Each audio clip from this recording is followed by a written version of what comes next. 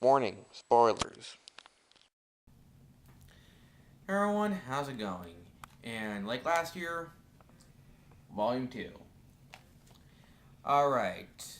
In the last volume, we learned that all the heroes have been brought back, have a purpose to do. And let's see how some of them go. In the story, we follow the 6 characters who are resurrected, while the other characters' missions are talked about in tie-in stories. John Jones finds out that there is another green Martian named Decay. Decay is pretty messed up. She actually harmed Martians back when Mars was still around, and when she came to Earth, she did hide and try to erase her memory several times, but it didn't really work out. And now she's been going around killing people, and right now, all she really wants is to get into Jean's pants so they could have a baby and Mars can live again.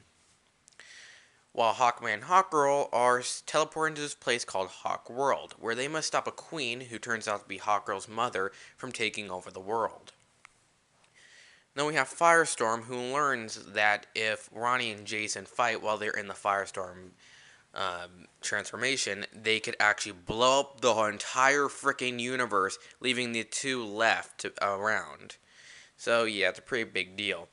While studying the whole thing with the Firestorm Matrix, they learn that something else is still inside them.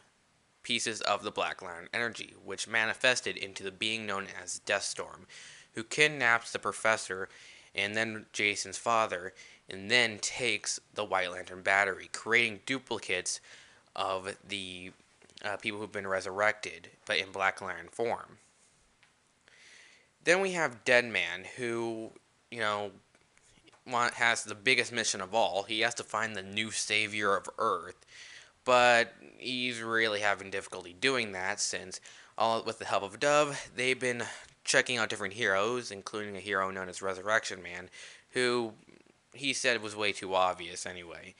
And then later Batman, who he thinks could be it because he thought he came back from the dead along with everyone else, but Batman tells him that he didn't die, he just went back in time because of Darkseid. So, yeah, a lot of them have really important missions to do. The artwork for the story is pretty good. There's different artists for each version, and it really fits the characters really well, especially the Aquaman and Deadman story. I really enjoy the artwork there. I think my all-time favorite parts of a story is the Firestorm and the Deadman story. I like the Firestorm story because we kind of see more of Jason and Ronnie working with each other, as hard as it is. Like, these two are really trying to work with each other, but they're way too different, and especially what happened in Blackest Night, it's kind of hard to work with each other. Then there is Deadman, who does try to find the next savior, but really does not want to. He wants to live his life the way he wants to. He doesn't want to work for it.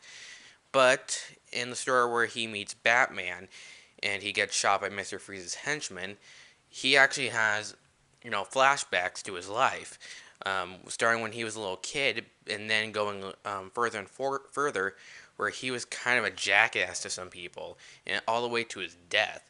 And he realizes that, if he wants to, have his new life, he has to work for it. And I think that's really good.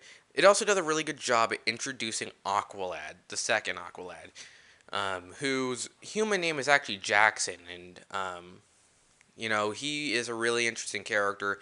How his backstory works I really like his backstory in here, and how he really plays a really big role in the Aquaman story, and also kind of has a little similarity of Aquaman, how they have a little bit in common.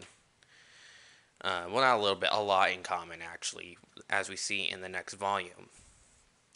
As for the villain Deathstorm, I really like Deathstorm. Like he's just a really fun villain, and the role he plays in later kind of disappoints me a little bit. But I'll get into that when I review Volume 3. That's all I really gotta say about Brightest Day. There's a lot of story in here. I don't want to reveal so much of it.